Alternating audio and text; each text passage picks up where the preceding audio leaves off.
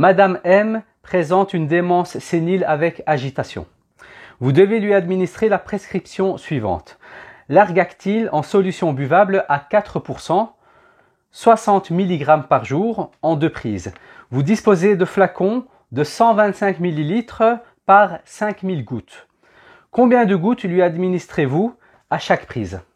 Passons à la première étape de notre résolution. On voit qu'on a une solution dont le dosage est de 4% et qu'on doit administrer 60 mg par jour. Eh bien, 4% signifie 4 grammes pour 100 ml. Et donc, on doit savoir quel est le volume qui contient 60 mg. Eh bien, pour ça, on va tout d'abord convertir les grammes en milligrammes. Et pour ce faire, je vais utiliser un abac des masses. Et ici, je vois que 4 grammes est égal à 4000 mg. Eh bien, j'ai 4000 mg pour 100 ml de solution. Ensuite, on va faire une règle de 3, donc on va passer à l'unité. Pour passer de 4000 mg à 1 mg, on va diviser par 4000. Et ensuite, on va multiplier par 60 pour avoir 60 mg. On va faire la même chose du côté des volumes. Eh bien, 100 ml que je vais diviser par 4000, ça va me faire 0,025 ml que je vais multiplier par 60. Et donc là, je vois que j'obtiens 1,5 ml. Eh bien, je peux dire que dans 1,5 ml, j'ai une masse qui est de 60 mg. C'est ce que je dois administrer par jour. Passons à la deuxième étape de la résolution. Nous avons vu que 60 mg de l'Argactyl représente un volume de 1,5 ml et que celui-ci doit être administré une fois par jour. Cependant, on nous dit que chaque jour, il doit y avoir 2 prises. Donc, on peut dire que 1,5 doit être administré pour 2 prises.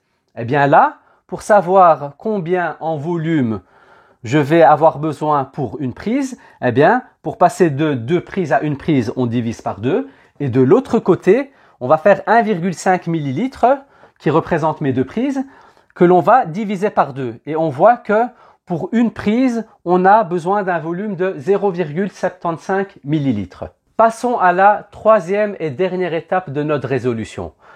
Dans l'étape numéro 2, on a déterminé qu'on a besoin d'un volume de 0,75 ml par prise. Eh bien, dans l'énoncé, on nous dit qu'on a un flacon de 125 ml par 5000 gouttes. Autrement dit, 125 ml représente 5000 gouttes. Et on nous demande quel est le nombre de gouttes que l'on doit prescrire par prise. Pour trouver le nombre de gouttes à administrer par prise, on va effectuer une règle de 3 où on va commencer par ce que l'on nous donne dans l'énoncé. Donc, le flacon de 125 ml contient 5000 gouttes. Et à partir de là, on doit trouver le nombre de gouttes ici pour avoir 0,75 ml. Pour ce faire, on va faire une règle de 3 et donc on va passer par l'unité.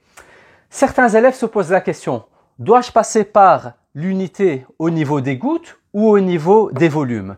Eh bien, on va faire le test. On va d'abord tester au niveau des gouttes. Ici, je vais dire que je vais passer de 5000 gouttes à 1 goutte. Et pour passer de 5000 gouttes à 1 goutte, je divise par 5000. Et ensuite, je dois passer d'1 goutte au nombre de gouttes que je dois encore déterminer. Et ici, forcément, lorsque l'on fait ça, on se rend compte que ce n'est pas possible puisque on n'a pas encore le nombre de gouttes à déterminer. Donc, passer par l'unité ne se fera pas au niveau des gouttes.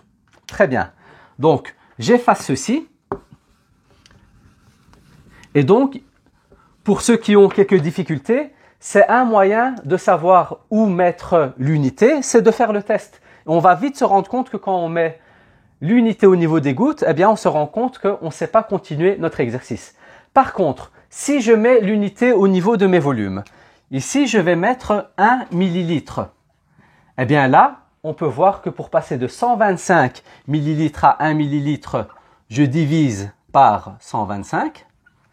Et pour passer de 1 millilitre à 0,75 millilitres, je fais fois 0,75.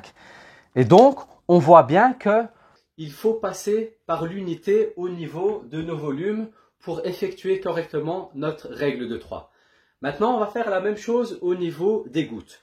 Eh bien, je fais 5000 gouttes divisé par 125 et ça me fait 40 gouttes.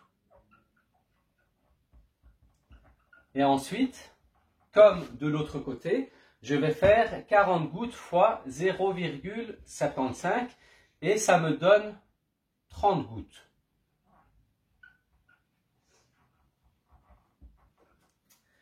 Et donc, nous pouvons conclure que pour une prise de 0,75 ml, eh bien, c'est équivalent à 30 gouttes pour une seule prise. Merci d'avoir suivi cette vidéo et bon travail à tout le monde.